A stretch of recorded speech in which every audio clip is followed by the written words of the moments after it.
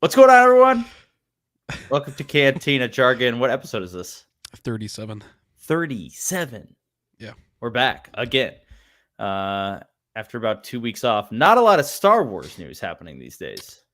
Everything but Star Wars. Yeah, pretty much. But we're still going to talk about everything that's going on. And we'll talk about the fandom. We'll talk about Marvel a little bit, right? Yeah. Maybe even DC. I have some questions about DC stuff coming up. I was going to say. Yeah. I got plenty of DC stuff to talk about. Like Marvel, DC, Star Wars, Stranger Things, you name it. Yeah, there's a lot. I mean, there's a lot happening in the entertainment world. Yeah, Venom's coming out. There's a rumor, Venom and Spider-Man. Yeah, so originally Sony, I guess we'll just get into that. So Sony originally wanted for Spider-Man 4 for it to be a grounded straight level story with Daredevil, but then that changed, and now they want to add multiversal elements into it, and that was kind of like the bidding war that Sony and Marvel had, and now from what the deal seems to be, that Spider-Man 4 will be a multiverse movie, team-up movie with Venom going after Null, the symbiote god, the creator of the Necrosword, which I saw Gore have, Love and Thunder. But Spider-Man 5 then is going to be a straight level villain, aka Wilson Fisk story. That'll be cool. That's what I really want out of like Spider-Man. And that's why I'm really hoping we give it a little bit more time still, because then we can add in the Heroes for Hire, for those who've seen my video on it, stuff like that. So, because Deadpool will be rolling out and Defenders will mostly be getting looped back in, hopefully. So that'll be cool. I mean, like I love like Daredevil and Spider-Man together, but I think Fisk needs Daredevil, Spider-Man, and like Misty Knight, all these other characters, Moon Knight. Like we need to have this big group going after Fisk, because I don't want to get too far into it, but the storyline is like Wilson Fisk creates this anti-vigilante task force league, and they go down and hunt vigilantes and expose them and arrest them. And Daredevil and the rest of the Defenders are fighting against that. And Daredevil is called like enemy number 1. So right. Interesting. That'd be a really cool dynamic. I'm all in on that, man. That sounds awesome. That's what I'm saying. Like I hope we get that for Spider-Man 5.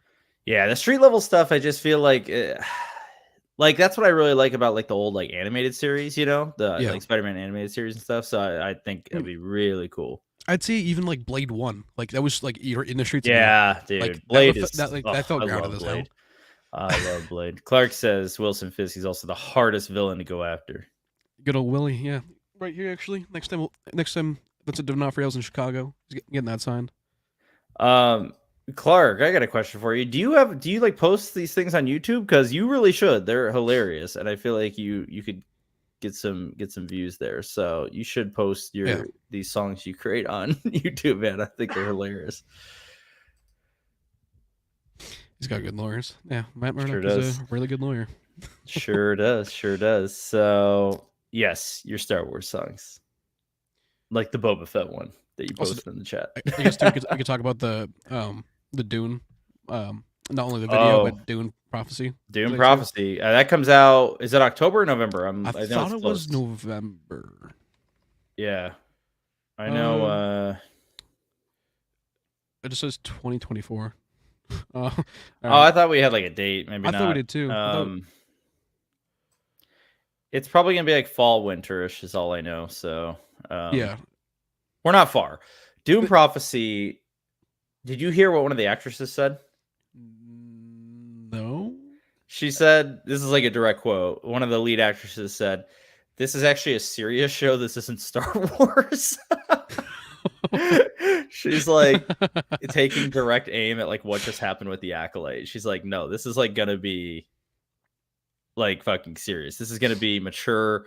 It's gonna be good. I already know it's gonna be good because Denis is producing it. They haven't missed in this new Dune universe yet. That's so go ahead. I think it's gonna be awesome. And that's exactly how I feel about the Penguin, because Matt Reeves is executive producing it. That's what I wanted to ask you about, the Penguin. So dude, are you pretty? I'm pretty pumped for that, dude. Excited. I think, and this is probably a hot take. I probably said it on here before, but the Matt Reeves Batman is my favorite Batman movie. Oh yeah, like favorite Batman movie? Yes. Favorite Batman has to be Batfleck, because it's literally like Frank Miller Dark Knight. Like it's like I feel like that's kind of a hot take. we've never seen a Batman that's a brute in live action anyway. Like that's like when I think of Batman, I think of like the Arkham games. Like he's Yeah, yeah, this yeah. He's jacked creature. definitely So closer to the games. I could that's agree what I'm with you there. saying. Like Yeah. physique wise, it's Batfleck. And like Wow. comic book accuracy wise, it's Batfleck. He's got the short ears, but for movie wise, I think the Batman was the best one. Yeah, that movie is And so dude, freaking good. if they adapt Heart of Ice, like for like the second movie with Mister Mhm. Freeze Yeah, I saw your or polls on that. Yeah. Court of Owls, oh, dude, I really want Yeah. Court of Owls over Freeze. But I kind of want Freeze. I think it'd be really cool. speaking of So, Freeze, I just uploaded the video today about Mister Freeze, short yeah, for Arnold. Arnold, right, right, Yeah, yeah. Clark says animated Batman is the closest. Are you talking the original Batman the animated series? Because yes, that is a yeah, great show, man. I Conroy, grew up on that. That is Mask of the Phantasm, fucking great movie. man. Yeah, Batman the animated series is so solid. But as far as live action movies go, yeah, I gotta go. I gotta go with Robert Pattinson Batman. I love seeing like year two at Batman, like. Yeah, But I also really like the like. I wish we got Zack Snyder's like the dystopian future like storyline with Batman though, like for like. yeah. I'm still like I'm just not like I know a lot of people are big Snyder fans and stuff. I guess I'm just not like at the end of the day, his stuff was almost like and I get that he's trying to like take the comic book and put it like on screen. You know Yeah, what I mean? Like if you watch like you've seen like Watchmen, I'm assuming. yeah, love Like Watchmen. dude, it's like watching a comic book. It's Yeah, very strange to me. I guess like I'm looking for a movie, and if like I wanted to read a comic book, I would. I don't know. It's just like that's how. I get Yeah, this weird feeling from like his movies where I'm just like, I don't. This doesn't even feel like a movie. It's just like I'm watching like action scene after action scene after action scene. he's definitely sorry. He's definitely an action director. Oh But it yeah, also reminds me of like Ang Lee's Hulk because they had like the transitions were like you transitioning through comic book panels. right, right, Um, yeah, but like there's certain ones I like and don't like. Like I love 300. Like I watched it with my dad.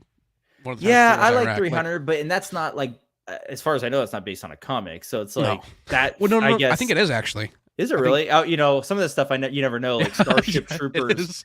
I was watching like Starship Troopers. I'm like, this is a comic. Like what? Yeah, Some of this stuff. I don't know. How do you guys feel about Zack Snyder? Because I'm like, I know there's like Snyder fanboys, dude. There's like a whole cult of people who are yeah. like, There's a cult. I mean, there's like I the like Snyder some cut. and I don't like others. It's kind of like Matt Reeves to me. Movies I've seen from him hasn't had a bad movie yet.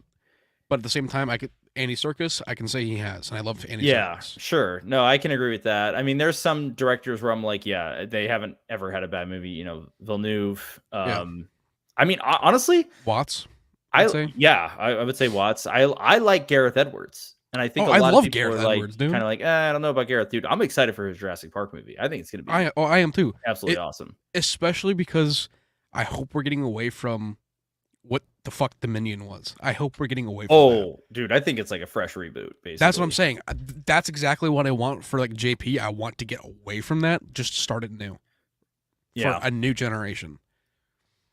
You yeah. could even recast Dr. Grant and have new people play these characters if you wanted. Oh, I think it's Personally, gonna. Did you see the screenshots from it? yeah, Mahershala's in it, dude. That's yeah. gonna be sick. Fucking dude, Mahershala with the flare, like Yeah. that's sick. I actually almost used one of those pictures of Mahershala for Blaine for like the thumbnail I was making. I tried to make it work, but I couldn't. Yeah, dude. I do like Mahershala a lot. Him I do and too. Scarlett Johansson, dude. That's gonna be I'm Well, excited. I'm trying not to get my hype up too much because Dominion was so dude, like, what the Dominion did I just watched? crushed my hopes. And what was the one before Dominion? I only saw it once, and I was Um, like, ooh, that was bad. Jurassic World Kingdom or something. Fallen Kingdom. Fallen Kingdom. Yeah, because they're in the forest. Oof, that was The Endoraptor. rough, dude. Those were the beginning was kind of cool with Fallen Kingdom, but everything else was Yeah. rough. Like halfway through it, I was like, all right, I'm only watching this for like the visual effects. Like I'm only watching it for that point. This is Cantina Jargon. When I was playing Culture Ball, everyone was doing the Spartan battle cry before kickoff. So you play Culture Ball? Like for real? I'm just curious. Where I'm a big Culture Ball fan, so I went to Michigan State, and they were the Spartans, and for a long time they would play like before, on like a third down or something, they would play the clip from 300. That's awesome. Sparta. It was crazy, dude, and like the stadium would go nuts. That I was wonder what that was a big thing. because there's a town in Wisconsin called like Sparta, so I really wonder what their football. Like, I feel like their football team was the Sparta Spartans. Like, I feel like it was. Oh yeah, they but got. I don't want to say it and not be the case, but They gotta be doing that. Bat of Krypton says 300 is based off Frank Miller comic. I see. This is the thing. Like, I don't know this. Frank stuff. Miller, once again, great man. Wow. The Dark Knight. Oh, I mean, we can name countless things. Daredevil, like 300, dude. Yeah, Sparta Spartans. I just looked it up. So yeah. Wow. Okay. Here you go. You have a supporter here. With Cantina, the Nightmare Time Myself was very cool. Almost Injustice, like which is exactly like it almost felt like I was playing out like an Injustice storyline, which if you guys don't know, that's kind of like Mortal Kombat but in DC. But like it just felt cool because it was something we haven't seen on screen yet, especially like a Batman who kills. Right. Like because like in BVS he wasn't killing. I mean you're not gonna be able to walk again, but you're still gonna live. I mean, like he was basically killing. No. I mean, like when was the last time that we got like almost like a 6'6", 300-pound Batman that just looks like an absolute unit? Yeah, no, he absolutely looked the part all the way. I mean, I would say that. Like as I'm saying, like if for Brave and the Bold, they should cast Alan Ritchson to be Batman. He's literally saying he wants to do it. If you guys don't know Reacher, also in Fast X. Yeah, Reacher. Like, well, he's huge. That guy's huge. Yeah, and like he was saying, like, he's like, I want to be Batman. What's the? He was in a comedy show, like a football show. Was it Blue Mountain State or something like? Oh my dude, he's so funny in that show. I feel like he could get. He has like a good personality too. Is what I'm basically trying to hint at here. I mean, he's pretty serious in Reacher, so. Yeah. I mean, and also in the Michael Bay Turtles, he played Raph. He was Raph. Really? And then, no, I mean, Nikki from Shameless was Mikey. Nikki from Shameless. Mickey, is he the older dude?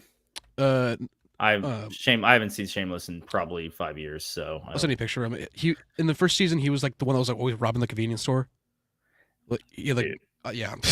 Never mind. No clue. I like know that like I know who like Lip is and like the main girl and like I haven't seen Shameless in a while, so yeah.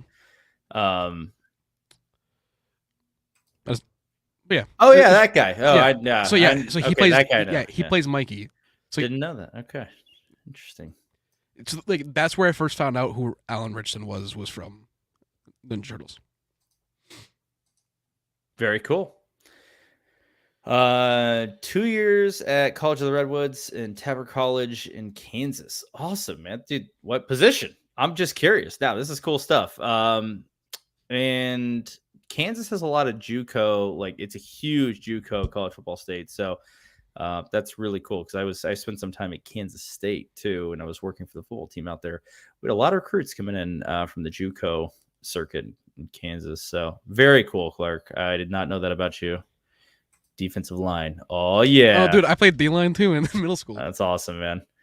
I haven't played since early high school, but I always tried to stay involved in the teams. So very cool, man. I agree. Great stories. Yeah. I was gonna say too. Do you want to get into James Earl Jones or? Yeah, let's talk about James Earl Jones, man. He was old, so it's not like I can't say I'm shocked, but like it's just like, dude, it sucks when you like that. He was the last time he voiced Vader was like in Rebels, basically in Rogue One. Yeah, because I thought he said that like he wasn't like he retired. I don't remember exactly when the date was. I remember he saying that he's retiring from the voice, and they're going to be just using AI synthesizing to do it. Yeah, for Kenobi, they did use AI mixed with a little bit of Hayden's voice. In Outlaws, it didn't like it. Outlaws Vader voice, it felt very off. Yeah, it didn't sound quite the same, right? The scene was great, but it didn't sound right. It sounded like, okay, the guy who was doing Darth Vader's like voice for Theory's second movie, Vader Episode 2, Yeah, I saw the clip. Yeah, he sounded better than the guy for Star Wars Outlaws. that's crazy. And Yeah, that's without the whatever they're doing for the sound. the Like, modulation. yeah, Yeah, like he sounded better in that than in Outlaws. I would agree. That guy sounded really close. Yeah. I mean, so do you think like because we're never gonna stop getting Vader stuff, No. right? Like it's always gonna like be a thing, whether it's video games or and so he pops up in a show or something like that. I would. I don't know how far along, if Vader is in Andor season 2, I really hope they got James Earl Jones to voice him because that would be an awesome like send off now that, he is gone to be like he's in Andor season 2 and he has like maybe a few lines or something. Yeah. He's in Rogue One. I mean, he definitely ties into that story. I feel like probably if they were to do it, they would have. I feel like they would have like announced that as like for his passing. I feel like Disney would have been like his last I don't think, performance. but that could be like a huge spoiler. Like, think about if it's in like the last episode of the Okay, season that's or true. something like that, and they're like trying to say, okay, Vader's in it, and then they can have a nice rest in peace at the end of the show or whatever. Yeah. It would be a cool send off, is all I'm saying. I mean, No, I would love it, man. It's just a bummer because like he's gone and like now there's nothing. There was no send off basically. His send off was Rogue One, I guess, but like we didn't know that was really the case at the time. Yeah, I mean, and he could have helped out here and there for stuff, and we don't know. Yeah, yeah. But man, he was awesome. I just watched Field of Dreams 2 nights ago, dude. I love that movie, and he's the best part of it. He's so good in it. Yeah, Mr. Myrtle, Sandlot, dude. Oh man, he's Yeah, I just was great. about to say Sandlot. I just looked it up. The last time he voiced Darth Vader was in 2019 for The Rise of Skywalker. So, Oh, technically, yeah. Okay. so that's what it says on Google. That was his Sure. official No, last. that makes sense because he did the voice to Rey or whatever. Yeah. So. Or was it at the beginning when Kylo's hearing Vader's voice? Probably at the beginning. I would say I think it was on Mustafar. I could be wrong though. Yeah, something like that. Yeah, man, it's this is the way of life is. I'm like already thinking about like Jesus, eventually we've lost Carrie, lost James Earl Jones, I mean Prowse is gone. You're gonna, it's gonna happen, and you're gonna lose Hamill and Harrison. And I would love to just for them to have a scene recorded or something before something happens, because it just sucks that they were never in the sequel a scene together. Yeah, we talk about it every single time. I know, but like, did you see? I posted a short of Mark Hamill talking on Sway in the Morning actually, and he says, but he says like when he read the first script for Force Awakens, he was like, I'm never going to get to work with Harrison. Like I'm probably never going to work with him again. And it's sad I don't have a scene with him kind of thing. Yeah. They even for Force Awakens, they had their issues. Like Mark should have been there to pull the saber. I agree. In the forest. Yeah. Like that should have been Luke's entrance. Big moment. Yep. I mean, even Mark has even said it himself too. That should have been Luke's entrance. So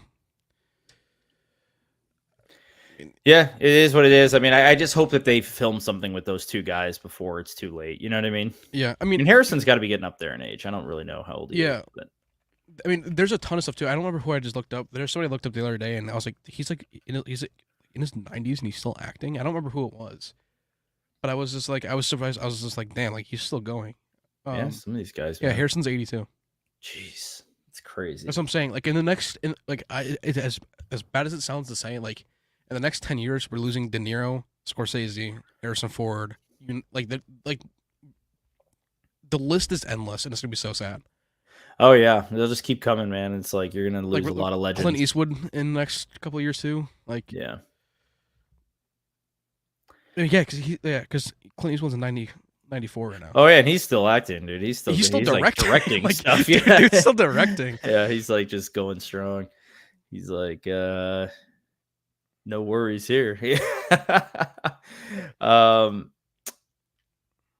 The actor who voices him in Jedi Survivor is pretty good. Yeah, I will agree, and especially in Fallen Order as well. Like Yeah. he sounds like Vader.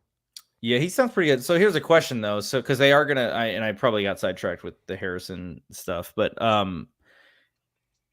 like okay, so we're gonna get more Vader. Like, do you want a voice actor to replace him, or do you want them to use AI to like replicate James Earl Jones' voice? Because I like, would say all three. Like do the best you can to like because as much as I love James Earl Jones, Vader has a very like certain sound to him. Do the best you can to make that sound real and make that sound like it's coming from the person in the suit. So whether that's using just AI to making James Earl Jones, or that's using a stand-in to help with it and to like mesh together, like okay, like Graham with Mark to make Luke. Like if they need to do two, do two. Just don't release Star Wars Outlaws where Vader sounds like he's talking through a wind tunnel. Sure. I mean, I will say this. I think because of like the voice modulation, all like the you know they do in post on James Earl Jones' voice anyway. This is like one instance where I'm okay with them using AI because Vader's a robot, basically. Yeah, you know what I mean. Listening like, to a machine, right? So it actually sounds fine. Whereas like the Mark Hamill voice in Book of Boba Fett sounds very flat. Like it's like this doesn't sound very human.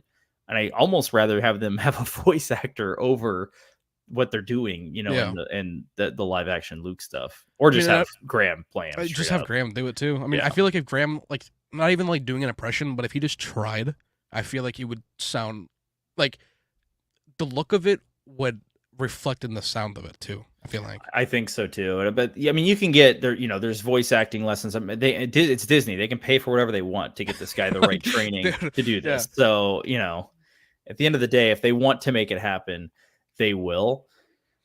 Yeah, it's just one of those things that I think I'm okay with the AI on Vader, basically. Yeah, I mean, like you said, like this person's a machine. Like, right. It makes sense. Just whatever they do, whatever they can to make it sound like Vader and not sound like a half-assed rendition of it. Yep. I agree. I don't want it to sound not like Vader because that's going to throw me off too much. When the scene was happening in Outlaws, I was like, "Damn, this is a great scene," but Vader sounds like shit. Like, it's like the first thing you notice too, because Vader's got such an iconic voice. I mean, James. I literally looked it up too. Iconic voice. Yeah, and like I had looked it up afterwards, and somebody had already made a video of them fixing it, and it sounded infinitely better. Yeah, and they did it within. They said that they did it within like 3 hours. I believe it. So it just goes to show, like, you guys could have just took this extra step. And the other thing about James Earl Jones is he did sign over like the rights to use his voice. Yeah, so he wanted that voice to continue. That's the thing. This isn't like a disrespectful, like, oh, they're just gonna, use his voice and he's gone.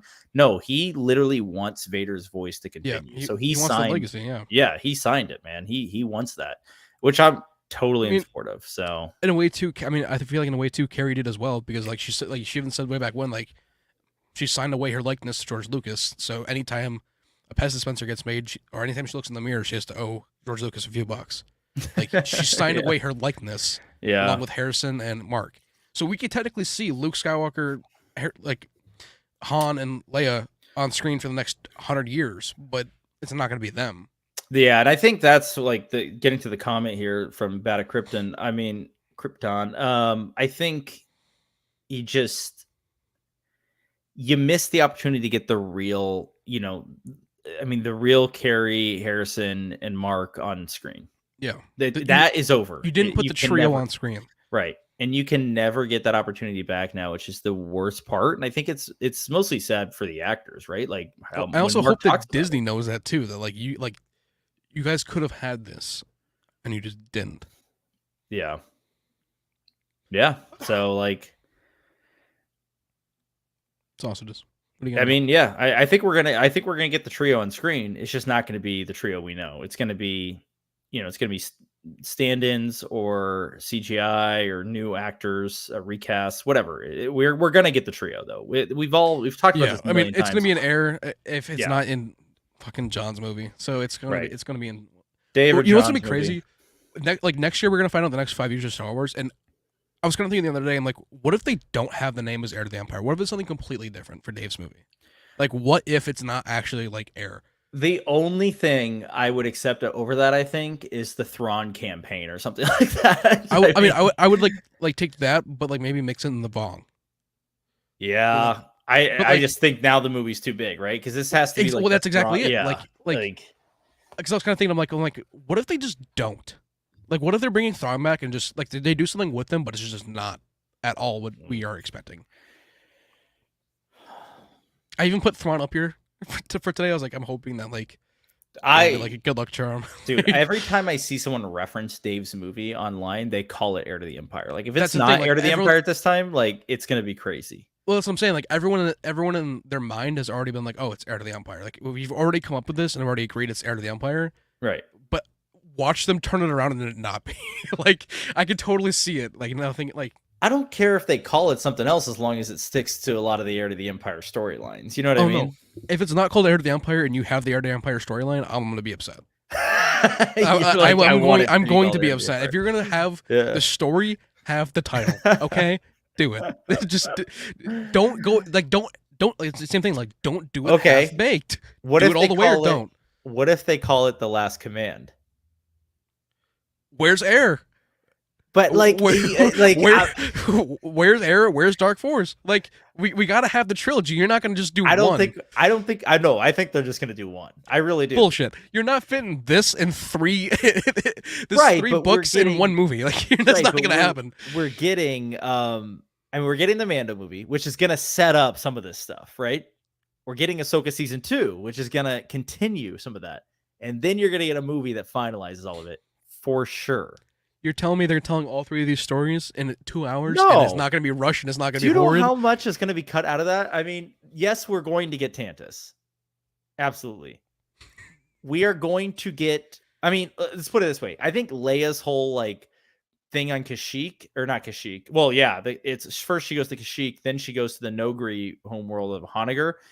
That's all gone. That's not. Well, yeah. There's any parts that are missing, obviously, but like, right. But if you cut out, like, dude, that's like all of Dark Force Rising. It's basically like her on Honoghr. I mean, okay, like, yeah, but I feel like with how like big like some of the story points are, though, you can't just put them all like in one movie. Like, well, no, I don't think it's all going to be in one movie. I'm saying we're going to get pieces of the Heir to the Empire. I think in John's movie. I think we're going to get the Dark Force Rising storylines, as in Thrawn building his fleet. I think is going to happen in Ahsoka season 2. I want Dave's movie to start off with them bombing Coruscant. If it doesn't happen, that would be fine. If it's called The Last Command, I'd be fine with that. Okay. I'm just saying I want it to be called Heir to the Empire too. I'm just yeah. for that. Well, that's what I'm saying. Like, I would love for them to tell the story in one movie, but I feel like, in my good conscience, I'm like, it's gonna get fucked up somehow, some way. Like that you can't make that work in a 2-hour movie. If it was 4 hours, sure, I could be like, all right, give us an extra 2 hours. You might be able to get away with it. But I feel like it has to. If you're gonna do Heir to the Empire, you better do the trilogy or fuck off. Like, yeah, I'm sorry. Like, I would take a duology too. You know, just Heir to the Empire and The Last Command, because, like I said, Dark Force Rising there's a lot going on that you're probably not going to include. And that's fair. We could do Doom Part 1 and Part 2, but just don't call it Part 1 and Part 2. Just do Heir to the Empire and then The Last Command. Yeah, that'd be really cool. I'd be down for that. And then maybe a new one after that. Luke's New Jedi Order, or just call it New Jedi Order. I don't know. Yeah. Give it to Denny or Sean.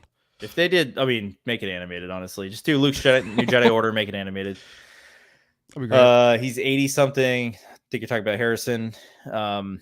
Yeah. Is Mark 80-something, or is he still in his 70s? I believe he's 78. I'm not mistaken. Because he was the younger 72. of the 72. Not bad. Holy shit.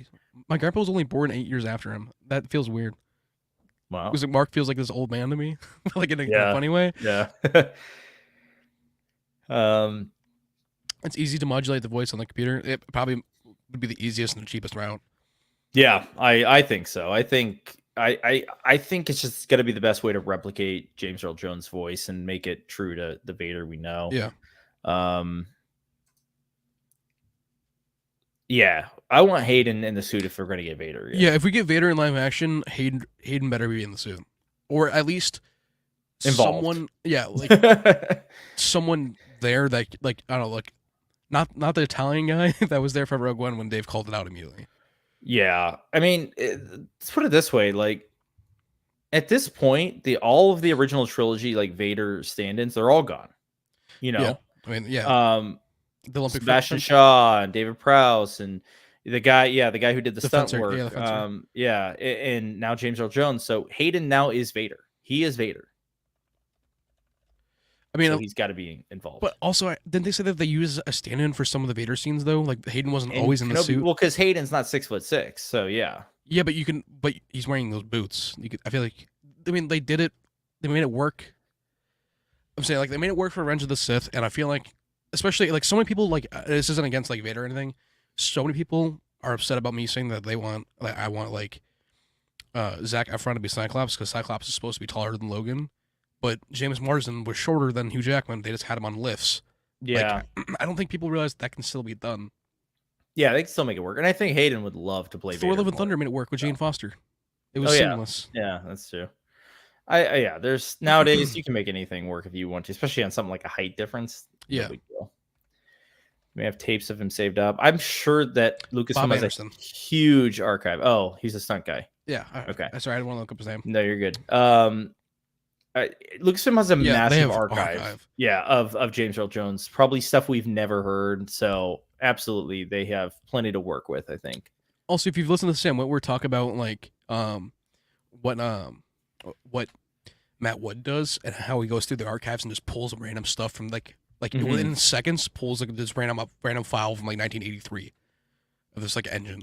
Like he just finds these random things. Like they have so much stuff. I think it's unfathomable how much they have. Yeah, like what would Lucasfilm do without Matt Woods, dude? He's like he's like the guru of everything sound at Lucasfilm. It's so cool.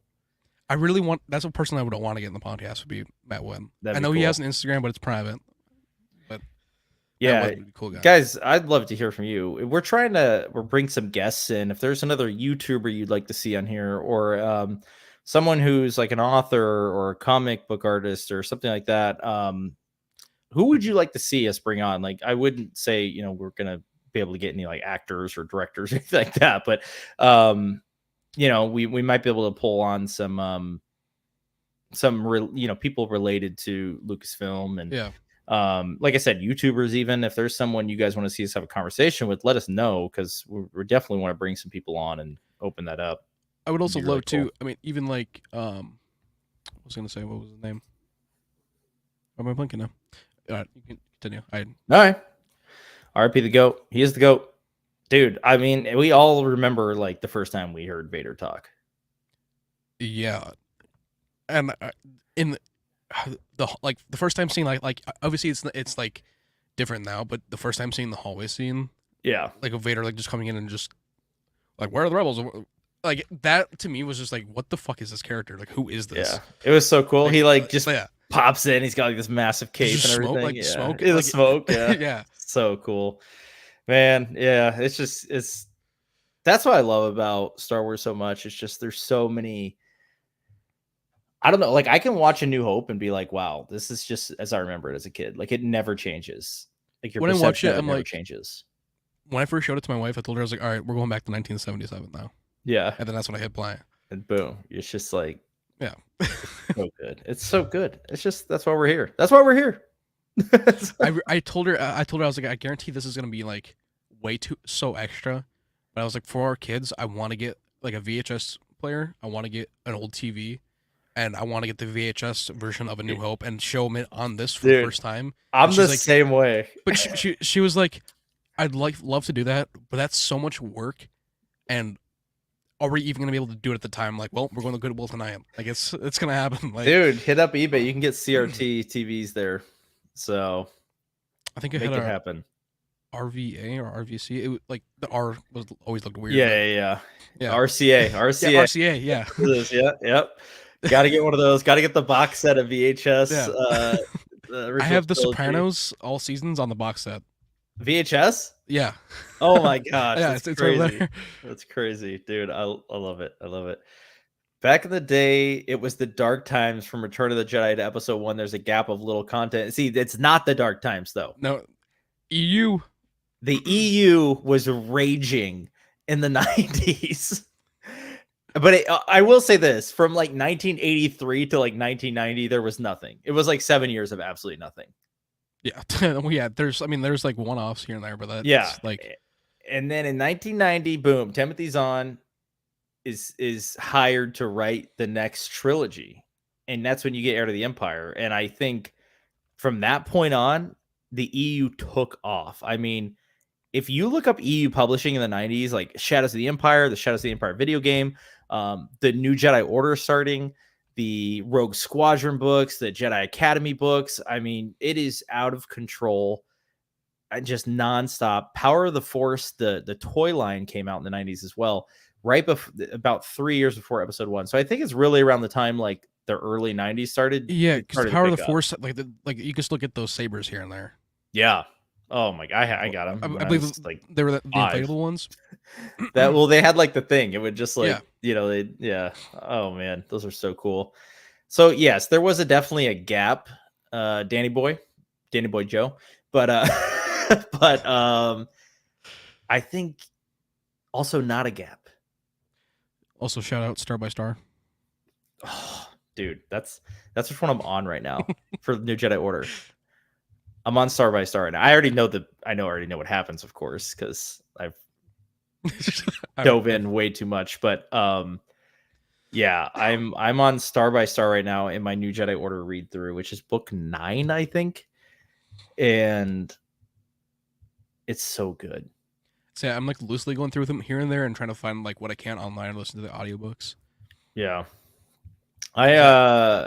I have really good versions of the audiobooks if you want them, full versions, so I can share those with you. Sweet. Would love it.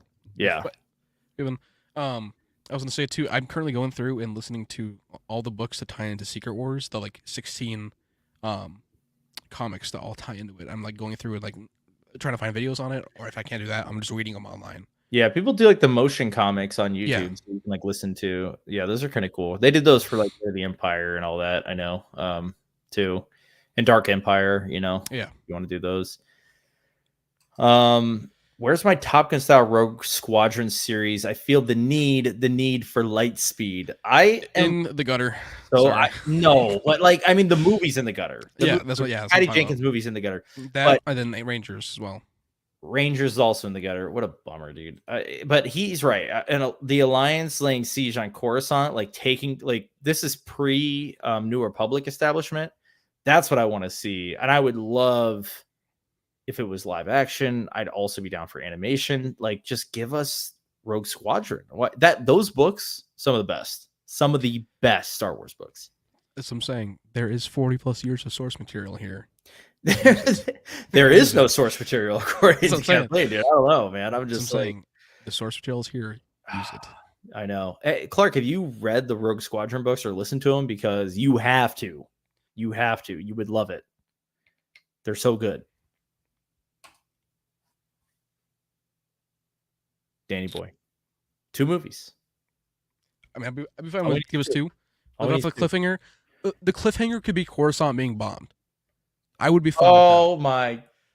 I shouldn't have said anything. My bad. But you always do this. I always think of the best shit to put in.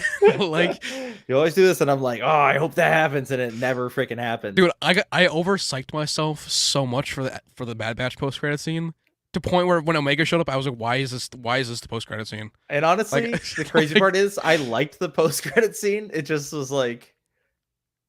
Yeah, it wasn't a bad post credit scene. I was more just like, yeah. Like, where's my post credit scene that I like cooked up in my head? Like, yeah, like we're not getting this. Like Tantus better come back into play. That's all I can say about Bad Batch. They wouldn't have added in like Tarkin saying like shut down the doors and everything. Like if they weren't gonna bring him back, like they wouldn't have showed us it getting decommissioned. Because that's such a huge plot point. Like they wouldn't have brought it in either to not pay it off. I feel like. I think you're absolutely right. I think we see Tantus for the first time.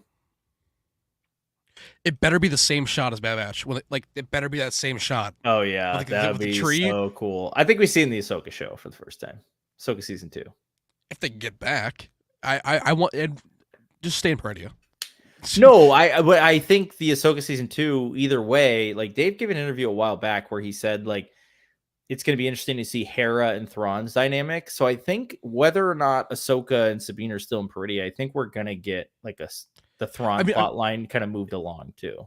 I mean, we probably have to, just because like they just left that season off with Thrawn talking shit and then just going to Dathomir. Right. So, like they're gonna come back at some point. I'm just saying, like I want to spend a little time in Peridea. Give us a little time, like Tales of like podcast Tales of Peridea. Just give us a little bit of stuff from Peridea before we go back. Yes. Keep it. I mean, I want to know. Keep like, it in Peridea. I want to see the Night Sisters riding Rancors. So, like, that'd be sick. Man, Boba going up against him with his own. I think Boba would get demolished. Like if there was a bunch of Night Sisters, like the Great Mothers on Rancors, I think Boba would get demolished by magic before anything even happens. That's true. Yeah, you just pop up in the Slave One, and you know, just fucking you light him up, charge, light him up. I want to see, dude. That would be so cool if he dropped a seismic charge on a battlefield. It would be so cool if he dropped a seismic charge on the Chimera, like in the command center of the Chimera. Oh my gosh, there's just so much they can do that I'm like, I don't know where it's gonna go, and I really hope like, I mean, chances are it goes a little wild. That's what I'm saying. Like chances of us seeing Talon Card are slim. I feel like so Boba's gonna be like they're gonna be introducing Boba as his character, but adding stuff for him to do. I feel like anyway. Yeah. So I mean, no, I think you're right. I think Boba's gonna run the underworld. I think. I think because there's a big plot point in Last Command. Spoilers, everyone, if you're gonna read the Thrawn trilogy. That the one like thing that Thrawn doesn't see coming, outside of the Nogri, is that the smugglers that he's trying to band together to fight for the Empire decide to fight for the New Republic. And that's going to be Boba, I think. Yeah. Without a doubt. And also, too, like... Yeah, that should be his role. Kira, at least to my knowledge, doesn't have a death state as of right now anyway. Right. So, I mean, Boba's just going to come over, like, Crimson Dawn, the Pikes... Zarek Besh, none of these things are gonna matter because I think Boba's just gonna wipe them out. Like that's what I think. There isn't gonna be a power struggle. Boba is that power struggle.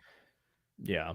There's also a really interesting scene, right, where because like you said, the power struggle is kind of over after a Return of the Jedi. Technically, Han goes to Tatooine to figure out like who's the guy now that Jabba's gone, and they tell him Card, obviously. I think we're going to see that scene. I do believe Boba's going to go to Tatooine, or not Boba. I think Han's going to go to Tatooine and find out that Boba is the one in charge, which is going to be a really cool dynamic, obviously. Wait, I think, okay, do you think Boba's going to shoot first? I think Boba would shoot first, ask questions later with seeing Han. I mean, you just threw it, like, you just want to throw him in the Sarlacc pit. Like, what do you mean shoot? He's not going to shoot Han. Han's going to be fine. Well, obviously he's not going to, he's not going to hit him, but, like, I feel like it's gonna be like with Boba and Han. It's gonna be on site. Yeah, it's gonna be a standoff, man. Like that's what I'm saying. Yeah. Like it's gonna be one of those things where like Boba's in his chair, like maybe like with a little back to T, back with his blaster, and he's just gonna see Han instantly, like just like that'd be cool. I would love to see them have the interaction. I think ever since Boba came back into canon, everyone's wanted to see that though.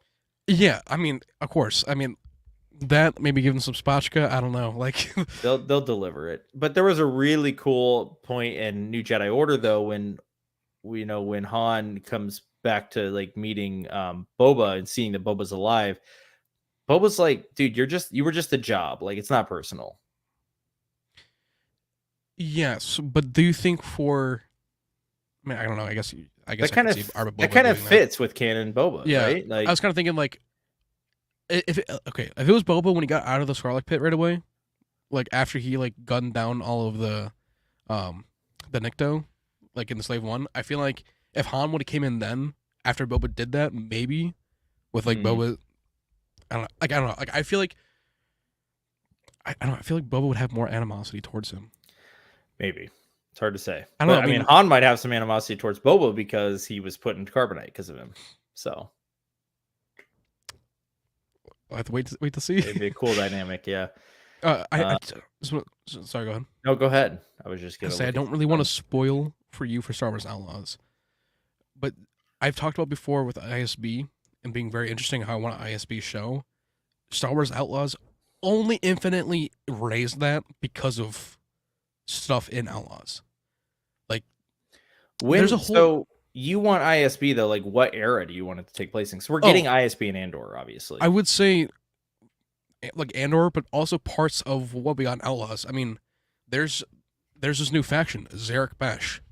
It's so interesting and so like deep into the story where it's like, holy shit. That is part of the ISB that I want to explore. Yeah. But I don't want to spoil it for you. I want you to power struggle in ISB. Yeah, like that kind of thing. And how the ISB fills that vacuum. That'd be cool. I'd be all for it. Yeah, dude, I'm all for like I mean, people are like, oh, we got to get away from like Empire Rebels era. Like, I still think there's a lot to do there.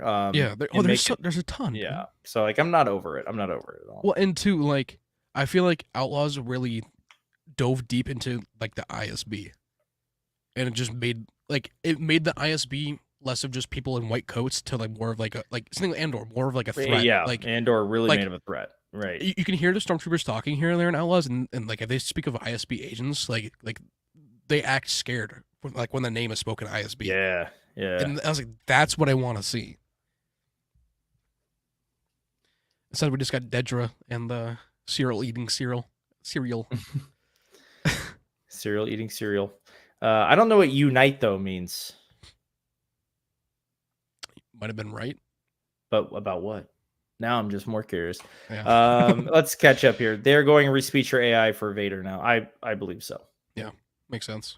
Yeah, I think they use respeecher for Kenobi, from my understanding. Yeah, because it was in the credits. So, like I said, I don't care if he sounds robotic. He's a robot. Just make him sound like Vader. That's all I need. Right. Got to get the OG VHS. So, okay. Let's pause here real quick. We had video games too. Absolutely. The 90s was good. It was good. But okay. Danny Boyce has the unedited VHS of 4, 5, and 6. I'm assuming he means the pre-special edition, which came out in like the 96 or 97.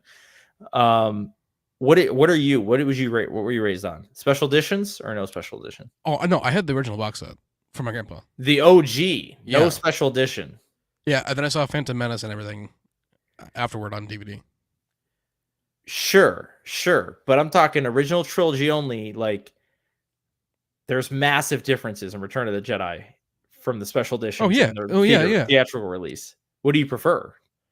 The one that I saw first. I watched on Disney Plus, and I'm like, I know this is missing. Like, I know this part is missing, and this is missing. Yeah. Okay. I mean, I will say the one thing I hate about the special editions is the whole like song and dance number and in the palace. Yeah. Oh my gosh, dude, it's so bad. But I'm like, I grew up on the special editions, so it's like hard to say. You know what I mean? I never saw like the OGs. Whenever I go and watch Disney Plus, like if I go and like watch like A New Hope or Empire, I'm like, there's things missing. Well, they just added all this weird like CG stuff too, but it's definitely interesting. Like I'll go back and I'm like, that wasn't there before. Yeah, I wish they had like Disney Plus had the option to watch like the first release. I do wish they would, because I don't know if you've seen like the despecialized, the 4K like project and all that stuff. I wish I could go on there and watch them, because I've never really, like, I've seen comparison videos of scenes and stuff like that. I've never watched the OGs. They like, in my lifetime, I grew up on the special editions. By the time I was, watching them on DVD or whatever, or even on Disney Plus, like, they've always been special edition. They've never had, you don't have access to the OGs anymore. I mean, like, I remember in the cantina, like, there was like the Wolfman, for example. I don't think that's still in the cantina, like on Disney Plus. I don't believe it is. But I remember like the Wolfman being there. There was like the cantina had more like stuff in it too. Like more like, I feel like they just changed so much. They did change a lot. I mean, the one that's the least changed is Empire, from my understanding. Yeah, and which makes sense. Empire is like a perfect movie. So I mean, like, that's the thing. Like, at the same time, I still would have wanted like the Wampador being there, Oh But yeah. I saw something that George said that like there isn't paper in space, so that's why he took it off. Well, Like he took it out. also like the whole Jabba scene in The New Hope is not in the OG. Yeah. No. Which I don't think adds anything, so I'm totally fine with it. I mean, obviously Greedo shooting first, like that kind of thing. You know, I don't know. George there's a had a shirt lot. saying Han shot first, so So I he gotta go with still what is he like says. fine with it. Yeah. Yeah, right. I mean, yeah, I sent you the picture a while back of like George wearing a shirt saying Han shot first. I need to get those despecialized versions and really watch them because, or just you know what, maybe I'll go the route you were going and get a VHS player or something like that, or like an old Dude, TV and get I the old swear versions on eBay. that's what I have to do for my children. At the same Yeah, time, like when I first saw Darth Vader, he had eyebrows. So, like, it's weird when I don't see the caterpillar eyebrows on Sebastian Shaw. Sebastian Like, Shaw. that's I don't know, but at the same time, like I know that's not like everyone's cup of tea, and I wouldn't probably if it was my first time viewing it, I probably wouldn't prefer that. But just Yeah, because like I've seen it change so much, I kind of do prefer it almost. sure. It, I will kinda, say this: the version I had when I was a kid had Sebastian Shaw Force Ghost. yeah, mine did too. Yeah, Yeah, exactly. Yeah, yeah. yeah. I Because don't mind Hayden Force Ghost well, though. no, It's fine. I like Hayden more, but it goes into something I'm going to send you. I just really love Sebastian Shaw as like as older Anakin. Oh And yeah, like he's great. there is a giant debate out there: is it should be Hayden or should it be Sebastian? Personally, I think it should be Sebastian because he was redeemed at the end. Vader turned back to the light, so it was his last point in the light side of the Force. I mean, I actually tend to agree. Let's share this here. I'm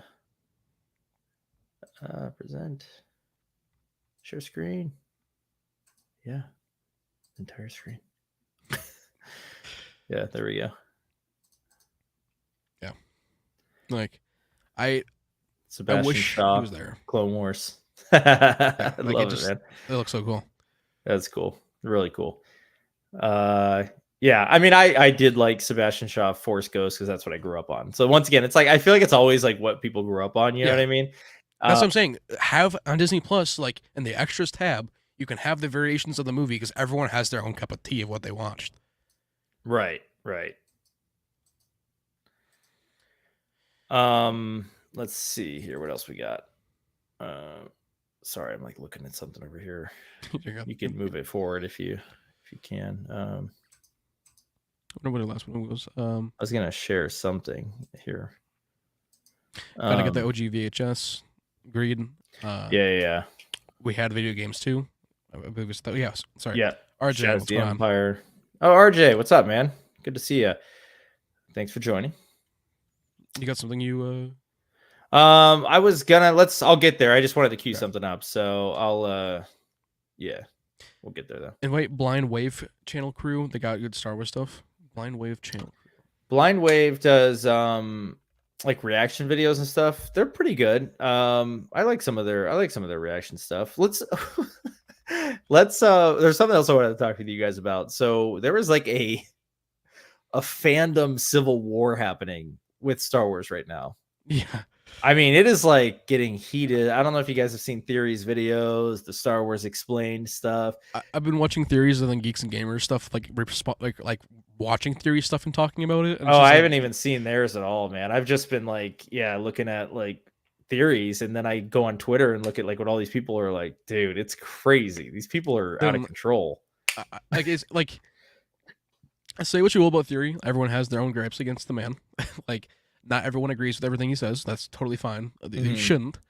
But also trying to take someone's livelihood away is where it draws the line. Like, he was totally justified, in my opinion. And this is something like YouTube backed him on. Like, if YouTube didn't back him, there would have been something wrong. Right. It is interesting. I mean, I just, it's so if you guys don't know who like Star Wars Explained is, they're also a pretty significant size Star Wars channel. They have about 800,000 subscribers ish. They are basically in Disney's pocket. Meaning I'm assuming so, yeah. No, I mean they are, dude. If you watch, they get early access to everything. So they watch all the shows early. They were invited to the Acolyte premiere. They're invited to the Mandalorian season 3 premiere. All that stuff. I mean, They get invited everywhere. I feel like it's the same thing with Kyle Katarn and Carly King though. Like it's just whoever like they have already before that. Like, yeah, new Rockstars as well. They all like new Rockstar speaks out against Disney and they still bring them to things. right. Eric No, Foss it's was there okay for to Acolyte. give criticism, right? Like, Yeah. and that's the thing. And not even like, you know, and I've watched Kyle Katarn before, and Acolyte was the first thing he really got invited to, but he's been able to speak his mind pretty freely. But I guess part of the issue here is that I think Explained is so much in the pocket of Disney that they are afraid to like speak out against Disney for any reason, except for the fact that they canceled Acolyte, which was a total business move. So it's like, Well, it's just bizarre. I don't know. Like it's like they're almost like they're scared to, but at the same time they don't want to because they want to keep their perks. Right. That's what it seems like. That's what it feels like. It feels like dishonesty in the way of like, in the way of just like talking about Star Wars, what's happening in Star Wars, what's happening in the fandom. Like, you got to be honest with yourself right now. Like, there is a real decline in viewership, no matter how you look at it. The numbers speak for themselves. The finales are down. The the overall episode viewership is down in Star Wars, and I don't care how you want to spin that. Like, something's off with the shows if that's the case, right? You can say whatever you want about someone being toxic and stuff. And yes, there are people out there who are sending messages to Amandala and all that crap that absolutely should not be. They are out of control as well. And I wouldn't ever doubt that people actually do that. I mean, I like Right. like Theory says in every video, like don't go and attack people, but I'll still see people like in other people's videos like attacking. Like, right. Like I have my own issues with Acolyte. I did not love the show by any means. I enjoyed some aspects of it. Every single one of my videos, I said like, if you don't enjoy it, that's fine. Like in the pinned comment, but don't attack others. And there's tons of people that were just sort of attacking others. Like people just don't give a shit. And they're gonna do what they want to do. Right. Don't associate that with the person that's is saying certain things. Right. At the end of the day, like that's happening, and it happens in your videos, happens in my videos, happens, and obviously it happens in Theory's videos to a huge degree. But that's not like indicative of the person who's making the video at all. Like, and it's not toxic for them to say like, I didn't like the show, because I didn't like Acolyte either. I thought it was honestly pretty bad. So, at the end of the day, that's fine. And I'm still here to like hope for good Star Wars, and I want good Star Wars, but I just don't want crappy shows in a timeline or an era that no one cares about. I just want, I want to see what I want to see, and we all want to see different things. For the most part, there's some things that we can all, I think, agree on, but yeah, also, I mean, the last give us time the stories we're missing. Right. The last time we really had the fandom like united was Luke showing up in Mando. And you would think that would be enough to be like, hey, maybe we should do more of this stuff with these characters. We have them here. We own the likeness to them. Yeah. I don't know. Did I just spell it out for you? Like, I don't know. Like, it's so weird. It is crazy, man. I just like, I don't understand like the blind, like, oh, everything Disney does is perfect. Like, it's not perfect. No, so like, don't Marvel act does like is perfect that either. And then the other thing is like, they think that because Theory doesn't like something, that his toxic fan base is attacking all these people and getting the show canceled. They did not get the show canceled. No one who decided you alone yourself on getting on Forbes, right? And you got on Forbes, you exposed what caused the Acolyte to get canceled. Yeah, all viewership and cost. All viewership and cost. That's it. You better take credit for that, by the way, because like that, I feel like that like that was a big part of like you showing that is really what like showed people like this is why. Yeah, I was trying to spread the message, man, that like it isn't about like someone like saying online that they don't like it because there's like lesbian force switches or whatever. Doesn't matter to Disney. What matters to Disney is the bottom line. Dollars. Yeah, that's right. That's right. So, and Clark, I'm going to bring this up real quick. Well, if you're business minded, you listen to your customers and take into consideration. It's insane to bash your fan base when they give you feedback you don't like. I have nothing to add. I need to get like a microphone just to do like a mic drop. Like, yeah, I have nothing to add. It's pretty clear what the fans want, like based on how Mandalorian is done, versus the other shows. and how even Ahsoka was able to retain its audience and grow, and Andor was able to grow versus some of these other shows. Pretty clear what fans want. And I think like Kenobi's a prime example of what fans don't want. Like Drop that just show viewership. them. Like, yep. Yeah. It's not that we don't want to see Obi-Wan or Oh Hayden. yeah, no, I want to see. We want to see him. Yeah, I want to see him all day long. But like, Yeah, do it right. Yeah, I know. Look at this guy. What's up, little man? How you doing? I know. Look at this guy. We got Caden at 70,000 subscribers. It's out of control. I'm seeing 7,000, not 70,000. I don't know what you two are. I'm seeing 70. I'm seeing 70,000. But thank you for the $4.99, Tony. Thanks, Tony. Appreciate the chat, man. Appreciate having you here. We're just ranting about the fandom. Whose side are you on? Whose side are you guys taking sides? Or I already know the answer. I'm the Bendu. I'm the one in the middle. Yeah, that's gonna be his response. I'm not really taking sides. I'm just kind of enjoying the drama for now. Yeah, I'm kind of just like I'm just gonna keep watching. I'll keep just watching and be entertained. Yeah. I'm kind of enjoying the drama right now, but I do think, dude, this fandom needs to chill big time, because just because someone doesn't like the show that you do like doesn't mean they're toxic, and just because someone criticizes something doesn't mean they're toxic. And if you like every single thing, then you just have no standards. That's all I can say. Also, too, if you take everyone else's opinion on the show for your own without even seeing it, then you're also just like, you know, like I guess like you have no standards. Like, that's what I'm saying. Like, go and watch the show. Watch an episode of it. Don't wait to see what Twitter's saying. Right. Go watch it for yourself. Like this Penguin show, I feel like that's why I'm making like a bunch of DC shorts right now. Not only because I love DC, but like I'm making a bunch of Colin Farrell and Penguin shorts. I feel like DC hasn't done shit to promote the show. Like it hasn't been marketed at all. And this is supposed to be Sopranos in the Batman, set 1 week after the first movie, and ends leading right into the Batman Part 2 in the winter. Like the first episode is an hour long, and the finale is over an hour long. Like I think the shortest episode is 47 minutes. At all. I agree with you. I hardly see anything for this show. So many people have commented like, "Wow, how much are they paying you to promote the show?" I'm like, I wish they were paying me. I genuinely just have like love what the show is, and I want to show the show. You want it to do well, yeah, because I'm passionate about this, because this is gonna be so fucking cool. I don't know if you ever watched Gotham, the show. Yeah. I loved Gotham. The last couple seasons were iffy, but like the first few were so good.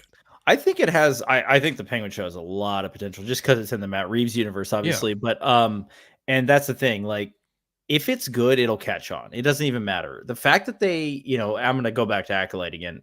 They pushed it so hard. They marketed that show harder than any other Star Wars show, and it just didn't catch on, dude. It just, at the end of the day, no one wanted to watch it.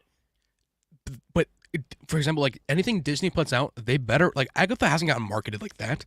No, any show by them needs to be promoted like that. Daredevil Born Again better be promoted like that. If not, I'm gonna be pissed. Like, yeah, now they've set a standard, right? Like, yeah, okay, if we're you're willing gonna do to go for the this Acolyte, far. You better do this. Look at Deadpool and Wolverine. Like every MCU movie should be marketed like that now. Yeah, I know. That marketing started a year ago. I mean, they just kept going and going and going and going. They were doing press. They started like doing press junkets 3 months before the movie came out. Yeah, insane. Let's try and get caught up because we do have a lot that we got behind. We also got some other stuff to talk about too. Yes, there's always more. Time to oh wait, here we go from Garguts. Luke vs. Boba Force Kick Part 2. I better see the boot collide this time. No, that's the thing. That's what makes it cool. No boot collision. I mean, what if he just like Luke is just force kicking people in the movie the whole time and he never touches anyone? It would feel like Ezra's flight introduction in Ahsoka. Yeah, where she's like, the Force is my ally, which is sick, but it was just like, I don't know, like it was funny. Time to recast, just like Abrams' Trek. I thought the recasting in Abrams' Trek worked perfectly. I really love Into the Darkness. Like, I love. I feel like it's overhated. Like, I feel like they're both overhated. I don't know. I mean, I would go as far to say, and I probably have said this before, I think Star Trek 09 is J.J. Abrams' best movie. Mission Impossible 3's up there. I was gonna Super say, 8's I up was like, there. wait, I know that he has to have something that like is that tops that. Like, I feel like JJ does. It's crazy how much not even Force Awakens, Rise of Skywalker tarnished his career. He hasn't made a movie since Rise of Skywalker. Yeah, I was just looking at his thing. The last thing that he did was Rise. Dude, it destroyed his career. So yeah, I'd say. Well, I mean, I don't know. Like, definitely, MI3 could pass it, but I also feel like, Yeah, I mean, MI3's good. Lost. Yeah, I'm watching Lost right now with my wife, and I've never seen Lost before all the way through. My brother made me watch it when I was younger with him, and dude, he's younger than me, so like, it's that's good. Like... It's got me like really like, what's gonna happen? You know what I mean? Like, it's good. Lost is really good. I think I Originals. invented binge watching with the original. Yeah, You mine just like I had to like go wore in out like, the tape. my grandpa. Yeah, we had to go to some guys to like to fix like the spool. Insane. Only watch the OG. Oh yeah, like the Devil in the Cantina. See, I kind of remember that though, so I don't know. That's what I'm saying. Like things are missing from that cantina. I'm telling you, dude. Like there's things missing. The good thing about the Doctor Who Classic Series box set, they give you the choice for the updated effects or the original tape. I didn't know that. That's awesome. That's actually awesome. They should give you those options on Disney Plus, but so I'm saying they give you the option for the aspect ratio. Do you want IMAX or do you want the normal aspect ratio? The box set looks right inside and out if you can find a picture. I could probably pull it up. So I was like, I don't have any pictures of the box set. I don't even know my grandpa still has it. Yeah, I think this is the one. This was like the originals before. Pull it up here, guys. That's the before special editions. I think 1995. Yeah, that's pre-special edition. I say I don't think that's the box set. I think mine was before that even because mine was just all red. Like it was black and red. Really? Yeah. I just like Googled OG Star Wars box set. You have like something like this? Yeah. Hang on. Yeah. 1988, dude. That is crazy. That's so cool. Yeah. Yes. Okay. Yeah. Wow. Let me open image and new tab here. Dude, that is clean. I gotta get one of these, man. That is just. Can I? Dude, I don't know if you're gonna be able to see it on this camera. Look at the old logos. That's dude. God. That's what I'm saying. Like things were changed.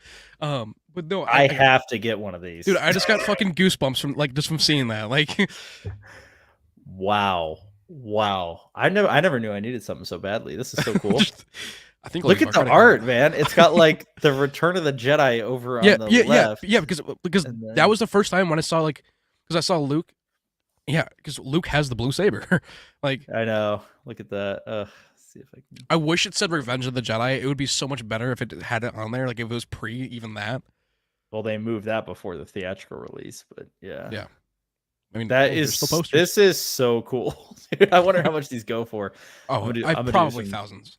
I'm gonna do some research later, so that's really cool. Ours was definitely more beat up than that, though. That one looks like pristine. That does look like it's in really good shape. That's from Reddit, probably on the Star Wars collectors subreddit or something. Dude has it in the glass display case. That's so crazy. Only one main Vader lives now. That's what I said. Hayden is Vader now. Yeah, he is the chosen. He's all we have left of Vader. It's like Scarface. What's like Scarface? I don't know. That was probably in reference to something we're talking about, but probably watching it on VHS. I never saw Scarface in VHS, so I couldn't even. I have seen the X/unrated version of it. Way more gorier. Like there's way I did not know there was an dude, they show the full chainsaw scene. Like they show more than what you're seeing in the movie. They zoomed it in for the actual movie. Oh wow! Where you're not seeing anything happening. Yeah, that makes about sense. Like, dude, it's in a case, man. Yeah, it's minted, dude. Like, you're not ever gonna take that out of that case. It's so cool. Oh man, I'm gonna be doing some digging after this. I'm like, I gotta find one, man. I gotta find one. Oh, it's so cool. I had like the gold, the special edition box set. Yeah. Their Star Wars stuff is Wave Squadron, by the way, if you want to check it out. Okay. So yeah, I found their channel. There's like 4 of them though, so that'd be a pretty big group. Yeah. I feel like it all started with Snyder Cut fans. Yeah, I get what you're saying there.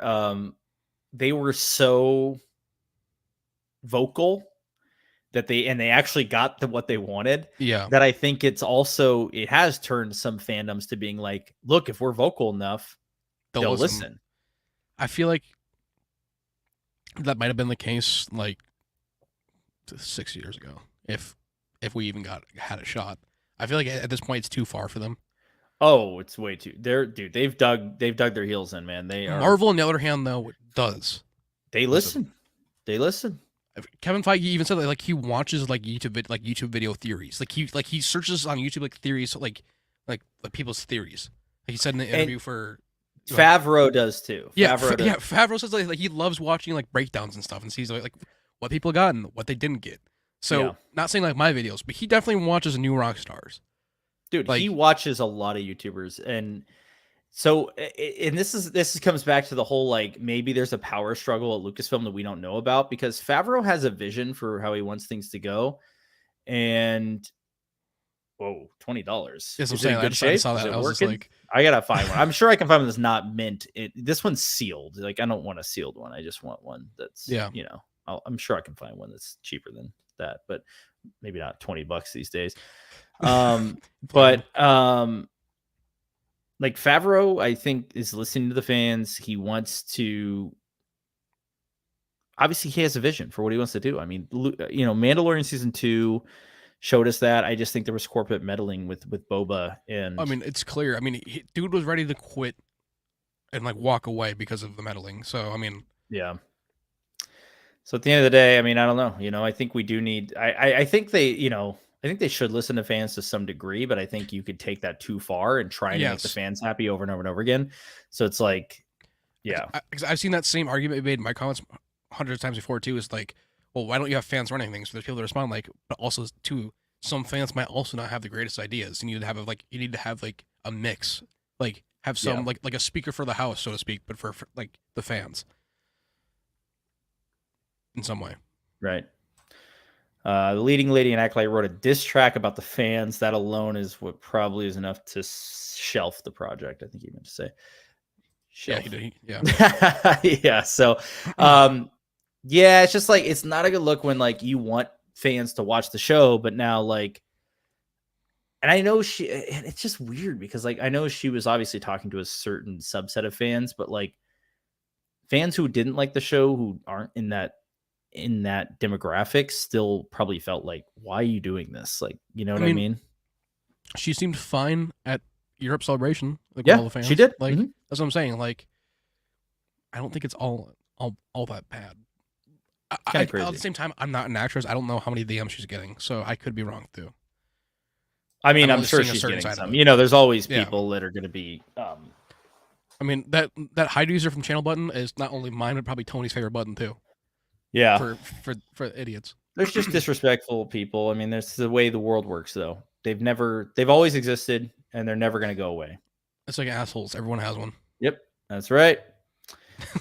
You better watch out, Caden. Tony's coming for your channel. Well, dude, you got to do Marvel, DC, Ninja Turtles, Stranger Things, Turtles. Dune. Oh yeah, no, I'm going and doing the behind the scenes of Ninja Turtles. Like right now, I'm doing like the Tim Burton and Joel Schumacher Batman movies. Like Batman Forever, Batman and Robin. Well, when you're gonna have Dune coming out in probably November-ish, so yeah. So I looked it up. It said November 2024. So then I'm gonna be going and doing Dune shorts. That'd be cool. Yeah, there's a lot of good behind the scenes with Dune. With Marvel, I got 30+ years of behind the scenes content. Like I'm not gonna like you got to do more than just Marvel. You got to keep with it. Yeah. Do what you want to do. I wouldn't know about doing it on a second channel though. Like if you love it, put it on your channel. That's kind of, I mean, it's coming up from someone who's made several different channels to try and branch out and it never worked. I feel like now you're under one banner. It's working. Sausages. I'm just living day by day. 70,000. 70,000. I'm saying 7,000. I don't know. 7.2K. I don't know what this number is. Tony's on his side. His own side? makes sense. Yeah, Okay, I'm with anything? you, man. I just want a good show. I just want to see Thrawn, and I want to see like Luke. I mean, that's what I'm here for at this point. That's what I'm saying. Like, people don't understand that even outside of Star Wars and Marvel, and I would say even DC, the next 5 years of cinema is going to be insane. Like, regardless, like there is so much coming out in this last half of the 2020s. Like, so much stuff. Yeah. Where was I here?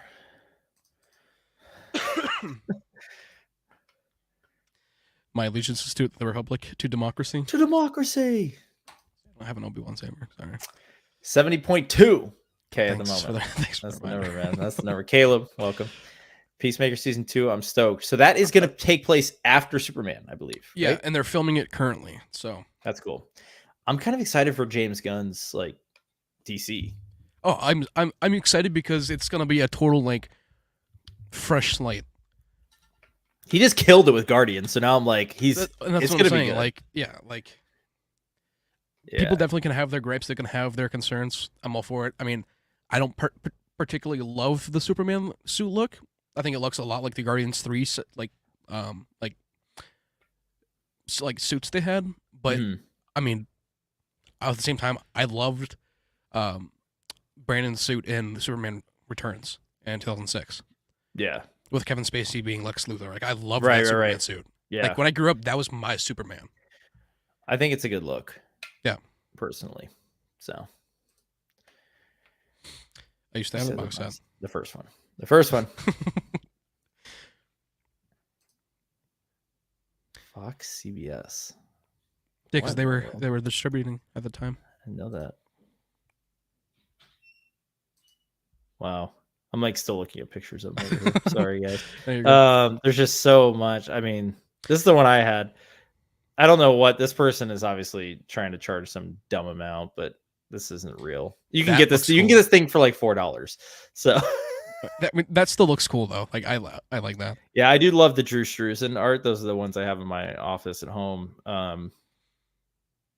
Just because that art to me cool is like, before they even had like the tagline for A New Hope, because it just says Star Wars. Like if you look at the second picture, I know.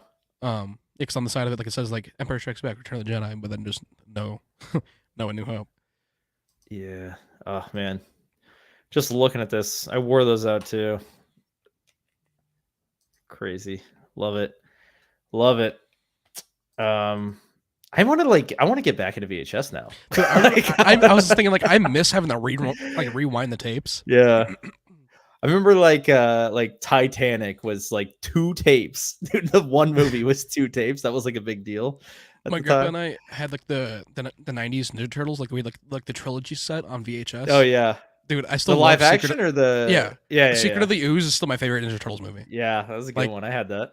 Secret of the Ooze, like literally a month ago, I was like, all right. I asked my wife, what do you want to watch? She's like, the second she said, I was like, all right, Secret of the Ooze. Like, I instantly rented them. Like, you're not getting an option. We're watching this. You're about to experience 2 hours of cowabunga. I'm sorry. Oh my gosh.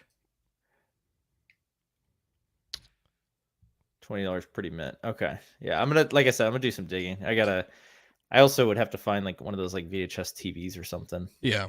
It'd be cool to have in my office, throw a little VHS TV in there. And that's what I told my wife, because I was like, we're gonna get like a corner in the basement, and we're gonna have like a fireplace, like we're gonna have like the entertainment center, like the old the old school. Yeah, you get the doors that open up. You got we're gonna have everything. Like I was like, it's gonna be like that little corner. There's gonna be like a shag carpet, and then yeah. That's so funny. That's what I'm saying. Like I'm a 2000s kid, but I grew up like coming from that era though, like for like the late 80s, early 90s. Like my parents are both born in '80. My grandparents are still like my wife's dad has a mullet. Like he's still living in '86. So like I don't know. Like it's cool. Like it was a cool experience experiencing it the way I did, and I hope my kids get to do it too.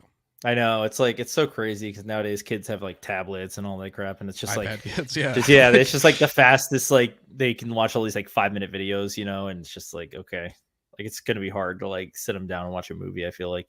I was like, my wife and I watched Grown Ups a while back, and when Adam Sandler was like, I don't know, go outside, throw a rock at your brother, do something. Yeah. And it's just like that's what my dad would say. Like, I don't know, go find something to do. Like, right. Do something. don't contact me if there isn't screaming or blood. Like, I don't know. Like, I miss that aspect of it. I agree. Different time, man. Different time. Wasn't that song before the show? No, it came out around, I want to say, the second or third episode. Yeah, it was right after episode 3 because that was her response to episode 3. Yeah, episode 3 was getting a major backlash, but episode 3 was horrible, dude. I'm sorry, that was terrible. That was when I almost gave up on the show. I was like, wow.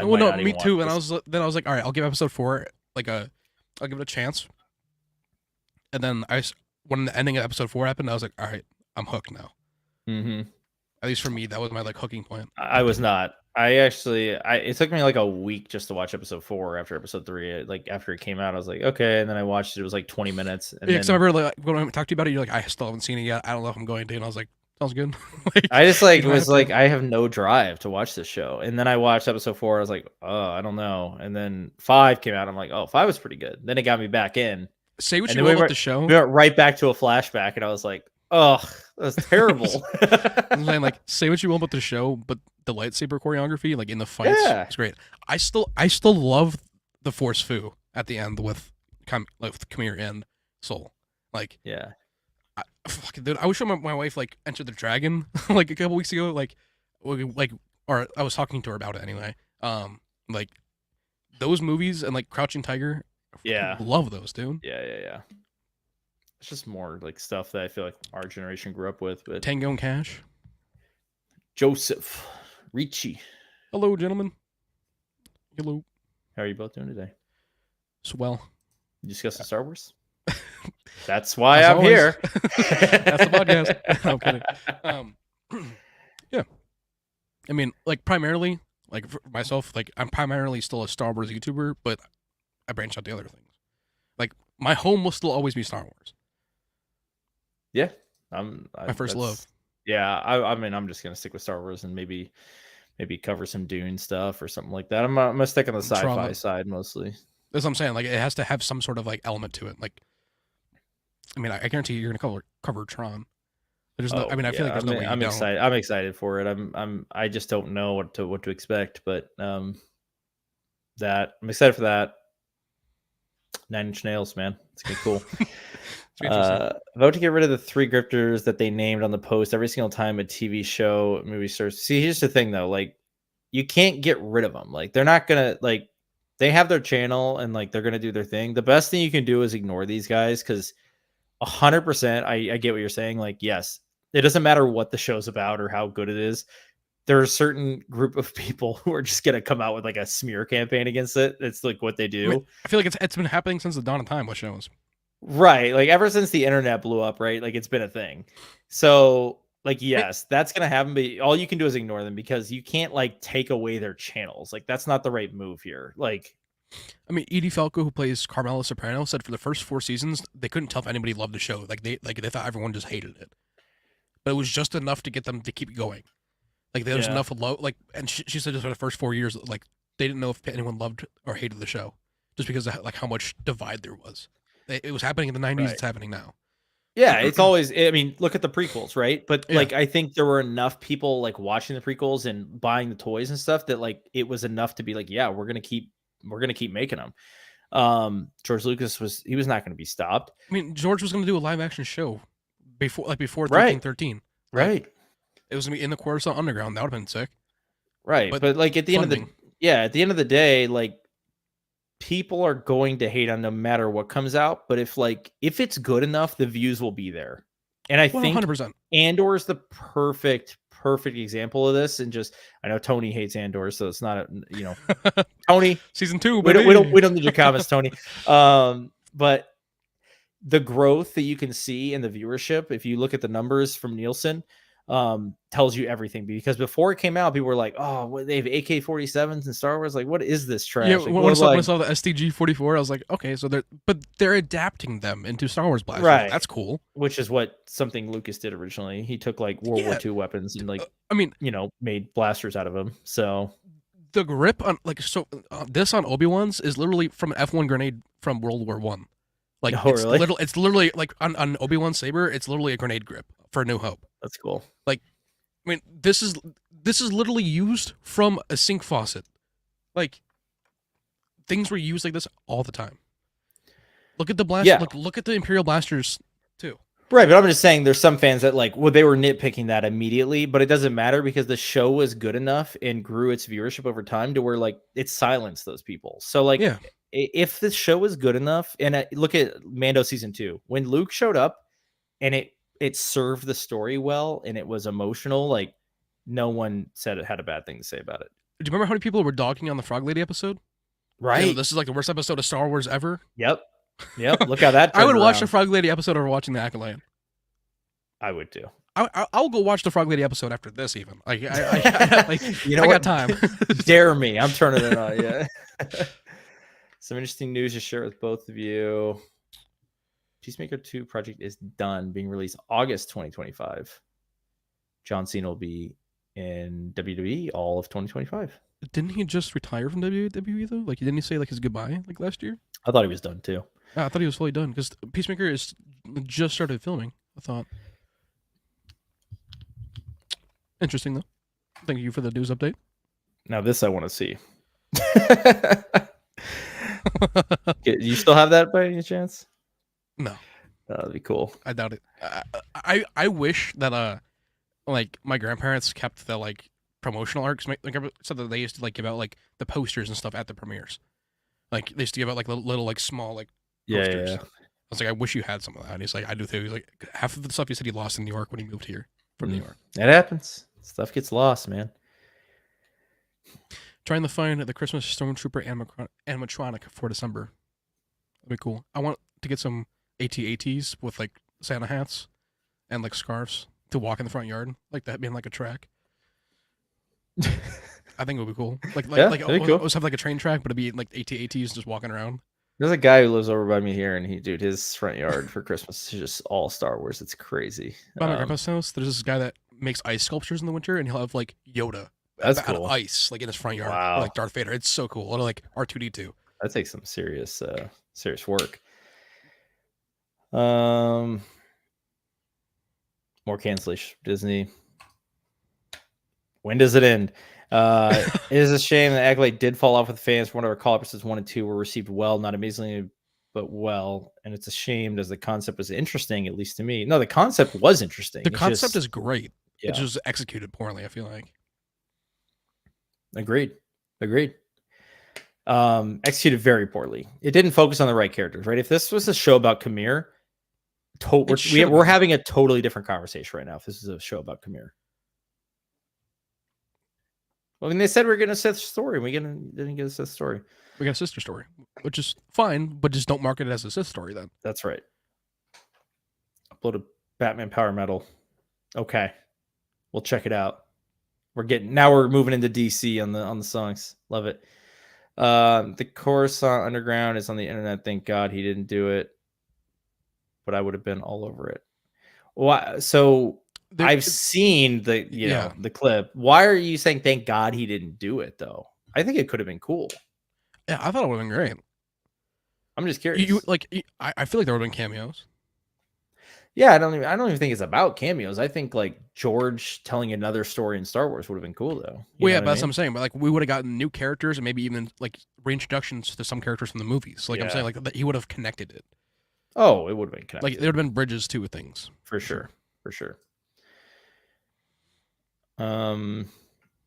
Yeah, there's gonna be. You already know there's gonna be some backlash. So yeah, like, but at the same time, I mean, George has said countless times Star Wars was and is for kids. I mean, I feel like Star Wars is for everyone because there's always a little bit of something for everyone, but definitely it's more geared towards children. So, but Stranger Things has dark tones, and there's kids in that. Yeah, so or exactly. there was. Now they're adults. Like Stranger Things is a kids show, but it's an adult version. Like it's such a like weird way how to explain it, but like there's something for everyone. Just if you don't like it, the same thing with Acolyte. Like if you didn't like it, don't watch it, and it'll just get canceled. Like it's fine. Right. Danny Boy likes Mando season 3. I think it definitely has some redeeming qualities. I don't like it as much as season 2 or season 1 though. I mean, a lot of people like don't like Bo and everything in it, and it being Bo centered. I like that we got Bo's story for it, because John said that like the Mandalorian no longer is about Din and Grogu; it's about all the Mandalorians. I just wish we would have got more episodes then with the actual story with Din and Grogu, and then had Bo's stuff in between. Yeah, I kind of wish that too. But I mean, we're getting a full-on Mandalorian and Grogu movie, which will be specifically about them. So that's 2025, as you guys know. So yeah. Because we just got news from Rosario that like they're gonna be starting the film in the spring. Yeah, into production. I heard that. There's a retirement tour supposedly. Oh, and that makes sense. Garget's. Oh, sorry. I think he said he's got a year left. So, all sure. right. So if you had some topics, I want to get to those because I probably only have a little bit left. So in terms of time, so let's hear what you got. Yeah. So we got 4 set photos from Stranger Things season 5. So if you don't want to have anything spoiled, even though they are just set photos, I just want to throw that out there. Should pull these up quick. If my Chrome wants to open. Thank you. I fixed the crashing with my Chrome. That's good. That's good. That's a good start. See, I don't know if this is true or not, but I believe it's canceled. Do you have an insider? I mean, Joseph? We haven't heard literally anything, so I would hope that it's been canned, so to speak. Yeah. Sean Levy's project is going to be cool. I was so excited for Sean's. Entire screen. I see what you went through now. So we got 4 set photos of Vecna in the town of Hawkins. This is a set that they're using in Georgia. But we got Vecna and some guards, along with some crew. Vecna, and I believe this is an actual character and not a crew member, but interesting as well in this like prison area. So somehow Vecna is going to be brought here or contained here in some way, shape, or form. Also got this one as well. Everyone's just dead. It's just but like I'm assuming these guys are like Vecna's coming out and they're just gonna get right away. But yeah. So those are some set photos for Stranger Things season 5 coming out next year. Very excited for Linda Hamilton. That's like the finale of it all, right? Like okay. Yeah, we're done after this. Yeah. Like should be pretty damn cool. But yeah, that was really about it. Besides that, and like the Defenders news, which I primarily made a video on. Yes, go check out that video, guys, if you haven't. So, but I'm going to be covering the Penguin and doing launch parties for the Penguin when it comes out on the 19th. I mean, I have Penguin stuff getting delivered tomorrow. Oh, right on, right on. So very cool. Yeah, I'm excited for the Penguin, dude. I think, like I said, I mean, the Batman blew me away. So I'm ready for it for sure. I am too. I'm so ready. So cool. Although Colin said that after like filming the show, he's like, I don't ever want to do this. Yeah, I know. It's all the makeup. Yeah. But he said from the first movie that he loved doing it, but it's because he only had a couple scenes. But now they had to do 8 hours worth of footage. But he's signed on for Batman 2 and 3, so he's gonna have to come back and do it. Yeah, he was like in there for months, like in that suit, basically. Oh my gosh. That I can understand, but if you're doing it for like a couple days here and there, I think that's where he said that like he loved doing it so much. Yeah. I still hope we get a Gordon show, because we're supposed to get a Gordon show with Jeffrey Wright, but that was scrapped. Oh yeah. I think they're gonna just incorporate some of those. I bet. I was about to say. I bet they're gonna loop it all into the same project. Yeah, because I saw an interview for the Penguin that Matt Reeves had done. He said that they're done with the script for Batman 2 and they're starting to go into pre-production stuff now. So it'll begin filming next year in like March. Okay, so you have to imagine they filmed that in March. And it's supposed to be winter themed, so it's supposed to be like taking place during the winter. Do you think they get what's his face back to do cinematography? Oh yeah, no, Matt is not getting rid of Greg. Okay, so Greg Fraser is doing cinematography from what we understand, Mando. Yeah. Now, then he'll do Batman, and then he'll probably do Dune right after that. That's exactly how I'm assuming it's going to go, because probably when Mando's done is when Greg will have some downtime and then go. Because Matt even said too, he's like, because people were asking like, are you going to do an IMAX? And he's like, that's honestly going to be up to Greg, the DP. He's like, it's up to Greg. We'll see on the day how it feels, but he really likes the anamorphic feeling too. Like, and like that's what I love about this lens too. when it's fully wide on the edges, it's kind of blurred. Yeah, Kinda like yeah. how it was on the Batman. Like I really like how that looks in the movie. Yeah, anamorphic is a really good look, and it helps with like the lens flares and stuff like Yeah. that too. The bokeh. So yeah, all right, man. I'm excited for that. But I am as really well. good chat. I think we're good to wrap it up. Appreciate everyone's comments and for joining us. And let's try and get a guest on here. And we got some things in the pipeline. We won't spoil anything yet, but Waiting for some responses to emails and etc. yeah. So we'll have some people on here, guys. And while we're in a downtime for Star Wars, we'll talk about everything else going on. So There's always something. it's always something. All right, guys. All right. We'll talk to you later. May the force be with you.